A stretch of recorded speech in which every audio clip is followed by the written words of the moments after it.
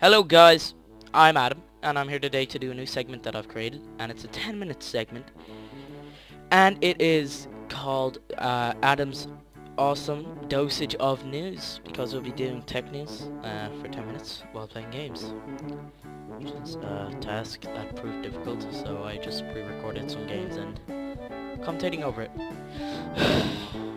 And we're doing Meat Boy, Super Meat Boy. So the first thing that I want to start off with is pretty important for all Pokemon fans like myself, and I don't play Pokemon as often as I should. I play Minecraft too often. Well, it's better than playing Call of Duty all the time, isn't it? Okay, so mysterious Pokemon announcement. Pokemon fans, mark your calendars. Check Pokemon.com on January the 8th for some big news. Now this was tweeted on their Pokemon official page, the North American one, I think it is. So on January the 8th, Tuesday, I believe, uh, hopefully there's there's a something good being brought out, or re-brought out.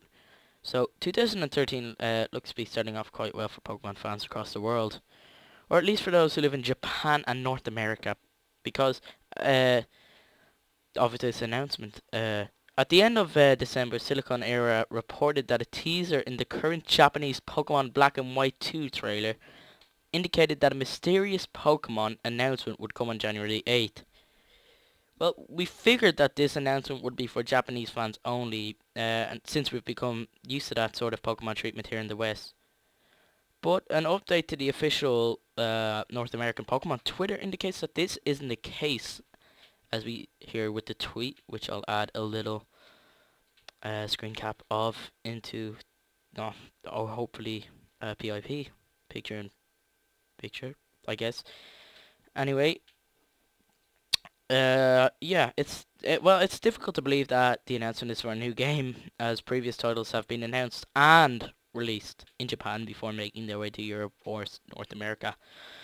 Still, it would be a rather happy new year indeed if the announcement relates to a new game or a port of an older Pokemon title like Sapphire or Ruby or Emerald, which would be awesome. Sadly, we do not know for sure if the teaser announcement is for a new game, a new port, or if it relates to something entirely different. But we do know that you won't have to wait long to find out what it is teasing, which is so true, because Tuesday, guys, Tuesday you wake up and you go onto Pokemon.com, and if that doesn't work, you go to work, you go to school, and then you come home and then you check it, or you check it in work or school. Because, yeah, that would be pretty awesome. So, the next thing we'll be looking at is this week on the 3DS eShop. Okay, the eShop was quite quiet over the Christmas period, which isn't hugely surprising, judging by the first week of 2013. Judging by the first week of 2013, though Nintendo is clearly aiming to make sure the 3DS starts the year with a bang, there are a few noteworthy 3DS titles to download this week, both in Europe and in the US. So if you picked up 3DS for Christmas, lucky you. And I haven't, because I just haven't. I got a Nintendo 64, which I'm looking forward to recording and sharing content with you, and recording it with my friends. And yeah, so we could, that'll be being done in this year, I guess. And well,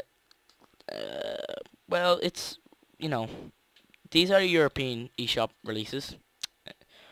Touch Battle Tank 3D is all about destroying income hordes of enemy tanks, killer tanks in fact.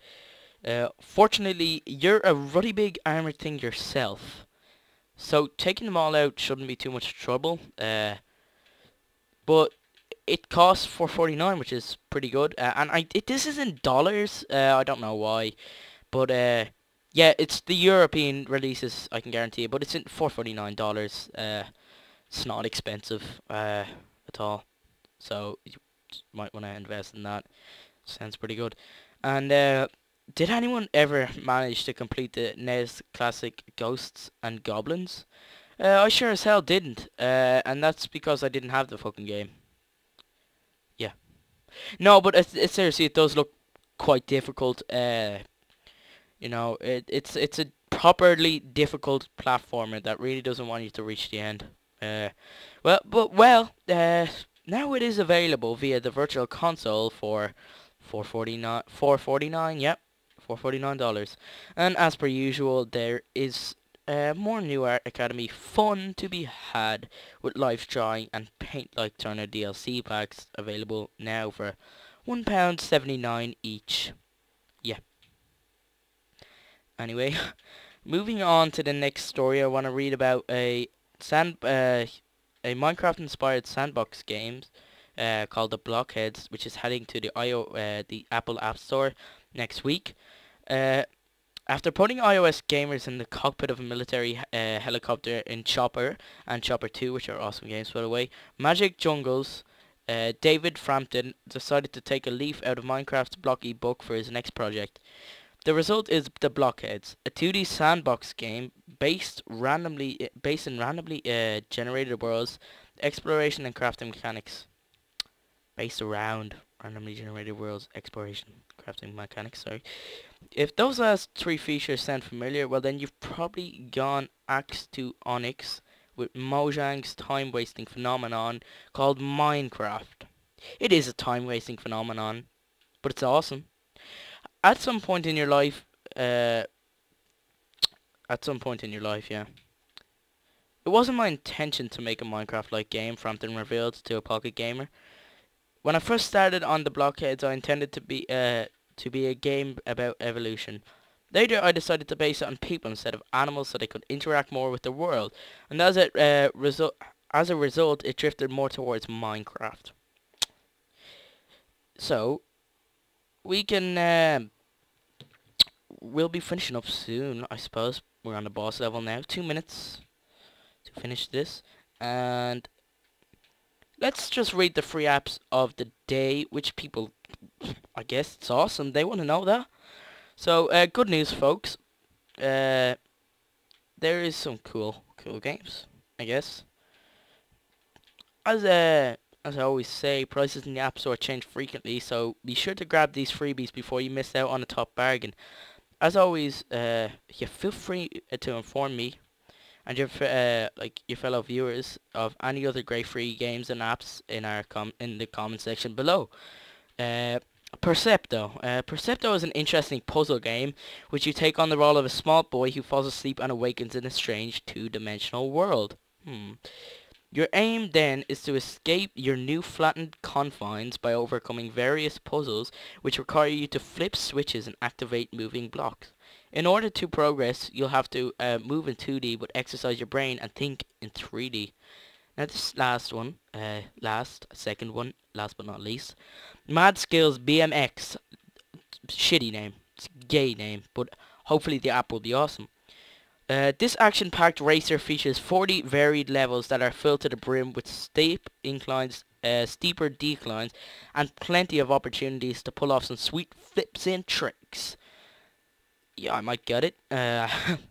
In Mad Skills BMX, you can compete against your Facebook friends, which is awesome, for a place on the game's leaderboards. Once you've dragged your buddies into the mix, you can watch replays of all their best runs, if you like. Well, I won't. But anyway, you download both these games. You may as well. Before, as I said at the start, it varies. The price in the App Store varies, and you don't want to miss out on a good bargain and all that shit. Anyway, this was Adam's awesome dosage of news. The first episode. Thank you, and goodbye, guys. Bye-bye.